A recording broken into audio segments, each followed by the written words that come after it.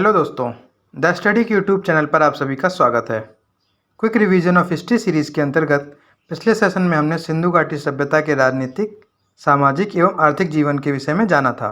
आज हम इसके धार्मिक पहलू पर बात करते हुए इतिहास की यात्रा की अगली कड़ी यानी वैदिक काल में कदम रखेंगे। तो चलिए शुरू करते हैं आज का सेशन। सबसे पहले बात करेंगे सिंधु घाटी सभ्यता के धार्मिक जीवन के बारे में। ऐसा अनुमान किया जाता है कि मोहनजोदड़ो के किलेबंद नगर एवं निचले नगर की कई बड़ी इमारतों को पूजा स्थल समझा जाता था, क्योंकि अधिकतर पत्थर की मूर्तियां इन्हीं इमारतों से मिली हैं, किंतु मंदिर का कोई स्पष्ट साक्ष्य नहीं मिला है। मोहनजोदड़ो के निचले नगर के एक बड़े स्मारक में एक पत्थर की मूर्ति मिली है जो समाधि की मुद्रा में बैठी हुई है।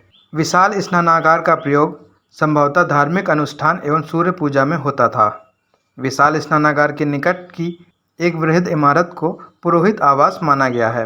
हड़प्पाई लोग ईश्वर की पूजा मानव, पशु एवं वृक्ष तीनों रूपों में करते थे। यहाँ से बड़ी संख्या में मातृ देवियों की विभिन्न मृण मूर्तियाँ मिली हैं।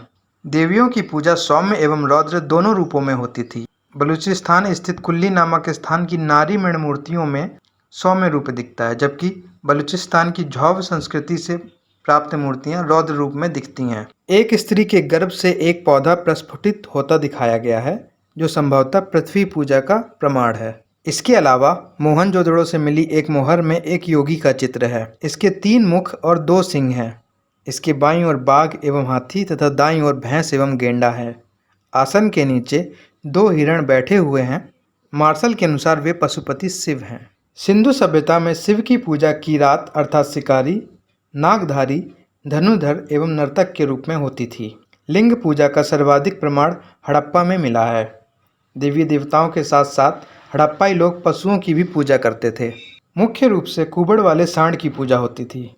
पशु पूजा वास्तविक एवं काल्पनिक दोनों रूपों में होती थी। मुहर्रम पर ऐसा काल्पनिक जानवर भी मिलता है जिसका अगला हिस्सा मानव जैसा तथा पिछला हिस्सा शेर जैसा दिखाई देता है। इसके अलावा वृक्ष पूजा के रूप में पीपल, नीम, बबूल की पूजा होती थी। साथ ही नाग पूजा का भी प्रचलन था। सिंधु सभ्यता के धर्म में हमें प्रेतवाद एवं जादू टोने का भाव भी देखने को मिलता है। कुछ शवों के गले में प्राप्त तावीजों के आधार पर इसका अनुमान लगाया जा सकता है। साथ ही वे भक्ति एवं पुनर्जन्म में भी विश्वास करते थे, किंतु इनका धार्मिक दृष्टिकोण इहलौकिक है। अंत्येष्टि के 3 प्रकार प्रचलित थे: पूर्ण समाधिकरण, आंशिक समाधिकरण एवं दाह संस्कार। सबसे अधिक पूर्ण समाधिकरण प्रचलित था। कालीबंगा में छोटी छोटी गोलाकार कब्रें मिली हैं। लोथल में युग्म समाधान का साक्ष्य मिला है, जिसे सती प्रथा के प्रमाण के रूप में देखा जाता है। रोपड़ में एक कब्र में मालिक के साथ कुत्ते को दफनाए जाने का साक्ष्य मिला है। आइए अब एक नज़र हड़प्पा सभ्यता की वैज्ञानिक प्रगति पर भी डाल लेते हैं। यहाँ टिन और तांबे को मिलाकर कांसा निर्माण की विधि ज्ञात थी। इसके अलावा मूर्तियों एवं बर्तनों की ढलाई, नाव बनाने की तकनीक, ग्रहों एवं नक्षत्रों का ज्ञान भी सिंधु सभ्यता के लोगों को था। आइए अब जानते हैं कि सिंधु सभ्यता का पतन कैसे हुआ। हड़प्पा सभ्यता का पतन लगभग 1900 से 1800 ईसा पूर्व के बीच में हुआ। इसके अंतिम चरण में नगर वियोजन एवं नगर निर्माण में एक ह्रास की प्रवृत्ति देखी गई। जैसे पतली विभाजक रेखा से घरों के आंगन का विभाजन कर दिया गया। विशाल स्नानागार एवं अन्नागार का उपयोग पूर्णतः समाप्त हो गया। मूर्तियों, मनकों आदि के निर्माण में भी कमी आई। इसके पतन के कारणों की बात करें तो इसके लिए कई कारण उत्तरदायी थे, जिन्हें अलग अलग स्थलों के पतन के संदर्भ में देखा जा सकता है। फेयर सर्विस ने पारिस्थितिक असंतुलन को पतन का कारण माना है, तो वहीं माधव स्वरूप वत्स एवं लैम्ब्रिक महोदय ने इस संदर्भ में नदी मार्ग में परिवर्तन की बात की। अर्नेस्ट मैके एवं SR राव ने बाढ़ को इसके पतन का कारण माना, तो वहीं जॉन मार्शल ने प्रशासनिक शिथिलता एवं ऑरेल स्टाइन ने जलवायविक परिवर्तन को माना। मार्टिमर व्हीलर ने बाह्य आक्रमण को इसके पतन का कारण माना। बलूचिस्तान से अग्निकांड एवं मोहनजोदड़ो से स्त्री, बच्चे एवं पुरुषों के कंकाल प्राप्त हुए हैं। इसके अलावा ऋग्वेद में हरियूपिया शब्द का प्रयोग हुआ है, जिसकी पहचान हड़प्पा सभ्यता से की गई है। साथ ही इंद्र को पुरंदर अर्थात किलों का भंजक भी कहा गया है। इस प्रकार हड़प्पा सभ्यता का क्रमिक पतन हुआ तथा यह नगरीय सभ्यता से ग्रामीण सभ्यता में पहुंच गई। चलिए अब इस यात्रा में आगे बढ़ते हुए कदम रखते हैं वैदिक काल में। हड़प्पा सभ्यता के बाद भारत में वैदिक अथवा आर्य सभ्यता का उदय हुआ। सामान्यतः ऐसा माना गया है कि आर्यों ने ही हड़प्पा सभ्यता के नगरों को ध्वस्त कर इस नई सभ्यता की नींव रखी थी, किंतु ठोस साक्ष्य न मिलने के कारण इसे पूर्णतः सत्य नहीं कहा जा सकता है। वैदिक सभ्यता भारत की एक प्राचीन सभ्यता है जिसमें वेदों की रचना हुई। आर्य सभ्यता का ज्ञान वेदों से होता है। वैदिक शब्द वेद से बना है जिसका अर्थ होता है ज्ञान। वैदिक सभ्यता के निर्माता आर्य थे। आर्य एक भाषा सूचक शब्द है जिसका अर्थ श्रेष्ठ, उत्तम, अभिजात या कुलीन व्यक्ति होता है। सर्वप्रथम मैक्स मूलर ने 1853 ईस्वी में आर्य शब्द का प्रयोग एक श्रेष्ठ जाति के रूप में किया था। आर्यों की भाषा संस्कृत थी। वैदिक काल को अध्ययन की सुविधा के अनुसार दो भागों में बांटा गया है। पहला है ऋग्वैदिक काल, दूसरा है उत्तर वैदिक काल। चलिए पहले बात करते हैं ऋग्वैदिक काल की। ऋग्वैदिक काल की जानकारी का एकमात्र स्रोत ऋग्वेद है। इसकी रचना 1500 से 1000 ईसा पूर्व में हुई थी। ऋग्वेद में 10 मंडल हैं जिनमें दूसरे से 7वें तक के मंडल सबसे प्राचीन माने गए हैं, जबकि पहला और 10वां मंडल बाद में जोड़ा गया है।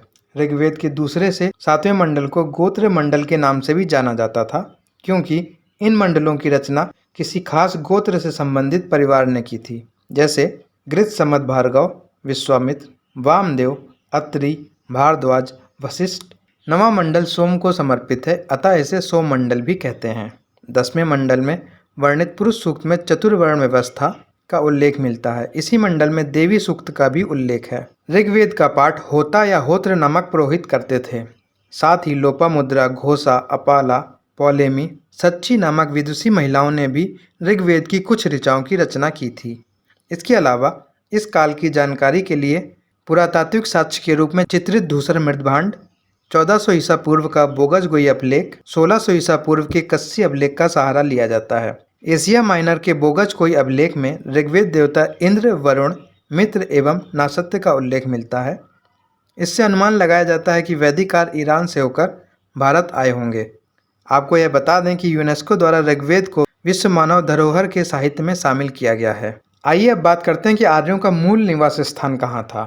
आर्यों के मूल निवास को लेकर विभिन्न विद्वानों में मतभेद है। पंडित गंगानाथ झा ने आर्यों का मूल निवास स्थान ब्रह्मर्षि देश को माना, जबकि DS त्रिवेदी ने देविका, जो कि वर्तमान में मुल्तान है, उसको इनका मूल निवास माना है। LD कल्ल के अनुसार आर्य कश्मीर तथा हिमालय क्षेत्र से आए थे। वहीं मैक्स मूलर ने इन्हें मध्य एशिया का निवासी माना। ब्रेंडन स्टीन ने इन्हें यूराल पर्वत के दक्षिण के यूरेशियाई क्षेत्र का माना। गॉर्डन चाइल्ड व पीक ने दक्षिणी रूस, दयानंद सरस्वती ने तिब्बत, बाल गंगाधर तिलक ने उत्तरी ध्रुव एवं डॉक्टर अविनाश चंद्र दास ने इन्हें सप्त सिंधु प्रदेश का माना है। यहाँ ब्रेंडन स्टीन का मत सर्वाधिक उपयुक्त माना जाता है। तो दोस्तों, इस तरह हमने हड़प्पा सभ्यता के पतन एवं वैदिक काल की उत्पत्ति के विषय में जाना। नेक्स्ट सेशन में हम ऋग्वैदिक समाज पर चर्चा करेंगे। तब तक के लिए हमारे साथ बने रहें। हमारे चैनल को लाइक और सब्सक्राइब जरूर करें। Thank you.